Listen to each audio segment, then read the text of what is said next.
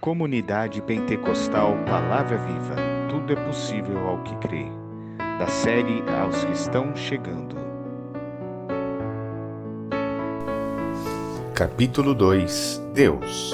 Quem é o Espírito Santo? E para encerrar o capítulo sobre Deus, falaremos agora sobre a terceira pessoa da Trindade, o Espírito Santo. Já observamos que a pessoa do Espírito Santo aparece logo no início da Bíblia, em Gênesis 1, versículo 2, quando a palavra descreve que a terra era sem forma e vazia, e havia trevas sobre a face do abismo, e o Espírito de Deus se movia sobre a face das águas. No Antigo Testamento, observamos passagens em que se narra o derramar do Espírito Santo sobre diversas pessoas com finalidades específicas, como foi o caso de Sansão, com a sua força sobrenatural, e em diversos profetas. No Novo Testamento, vemos que João Batista foi tocado pelo Espírito Santo já no ventre da sua mãe. E ao batizar Jesus Cristo, o mesmo Espírito Santo desceu dos céus sob uma forma corpórea de uma pomba que pairou sobre Jesus, enquanto a voz do Pai era ouvida nos céus. Mas quem é o Espírito Santo? Podemos começar afirmando que o Espírito Santo é a pessoa da Trindade que traz à existência aquilo que não existe, segundo a vontade de Deus. Ele não tem um corpo físico como Jesus Cristo, sendo uma manifestação normalmente invisível, mas real e muitas vezes tangível ao ser humano.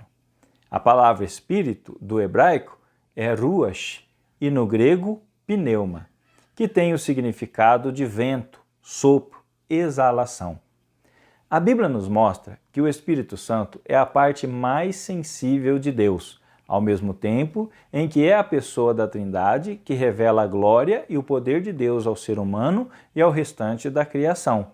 O Espírito Santo também possui a sua individualidade dentro da Trindade, sendo o detentor de vontade e sentimentos próprios, o que permite que ele se alegre ou se entristeça.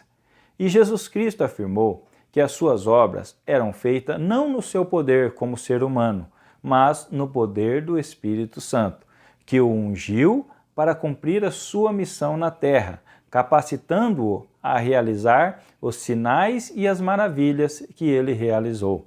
Jesus também nos assegurou que o Espírito Santo possuía a mesma natureza divina dele próprio, afirmando que este seria para nós um outro consolador, como ele foi para as pessoas enquanto esteve fisicamente nessa terra.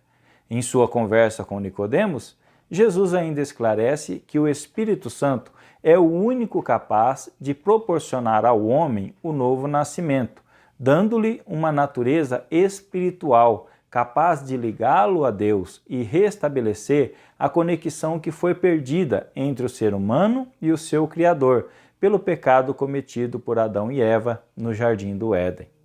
Portanto, o Espírito Santo é quem nos transmite vida. O Espírito Santo ainda é o grande agente de conversão na vida de uma pessoa.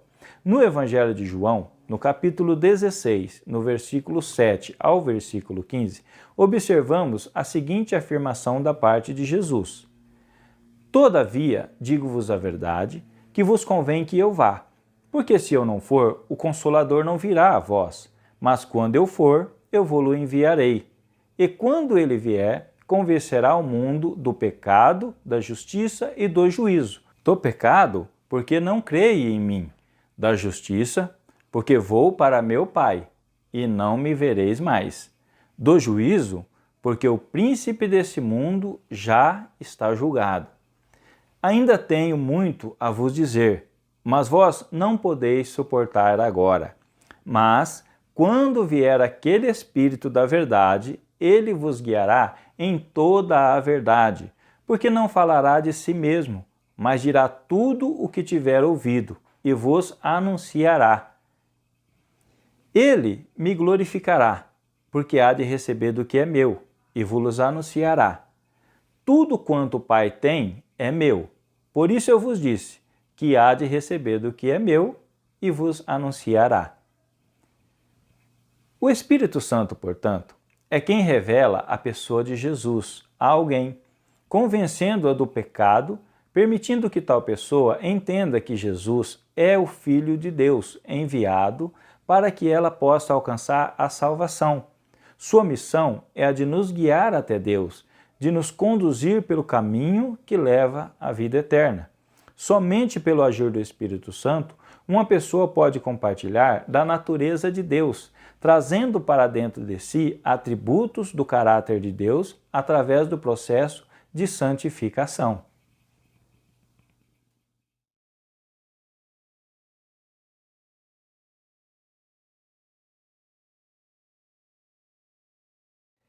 É o Espírito Santo que guia a Igreja, trazendo sabedoria e revelação, bem como operando através dos cristãos sinais e maravilha por meio dos dons distribuídos gratuitamente aos que são salvos, para a edificação dos cristãos. Ora, há diversidade de dons, mas o Espírito é o mesmo. Há diversidade de ministérios, mas o Senhor é o mesmo. Há diversidade de operações, mas é o mesmo Deus que opera tudo em todos. Mas a manifestação do Espírito é dada a cada um para o que lhe for útil. Porque a um, pelo Espírito, é dada a palavra de sabedoria, a outro, pelo mesmo Espírito, a palavra da ciência, a outro, pelo mesmo Espírito, a fé, a outro, pelo mesmo Espírito, o dom de curar, e a outro, a operação de maravilhas, a outro, a profecia, e a outro, o dom de discernir os espíritos, e a outro, a variedade de línguas, e a outros, a interpretação das línguas. Mas um só e o mesmo Espírito opera todas essas coisas, repartindo particularmente a cada um como quer. Porque assim como o corpo é um e tem muitos membros, e todos os membros, sendo muito, são um só corpo, assim Cristo também. Pois todos nós fomos batizados em um Espírito, formando um corpo, quer judeu, quer grego, quer servo, quer livres. E todos temos bebido de um Espírito. Ele também é quem nos auxilia durante as orações, pois como a Bíblia diz, não sabemos orar como convém, de modo que o Espírito intercede por nós com gemidos inexprimíveis. Ao nos convertermos e nascermos de novo, o Espírito Santo passa a fazer morada no nosso interior, nos tornando seu templo, e podemos usufruir do seu agir em nós enquanto estivermos dispostos a cooperarmos com ele. No entanto, caso não estejamos dispostos a agir sob a sua direção, o Espírito Santo pode simplesmente apagar e deixar de habitar no nosso interior, o que interromperá o processo da salvação da nossa alma, impedindo a nossa santificação.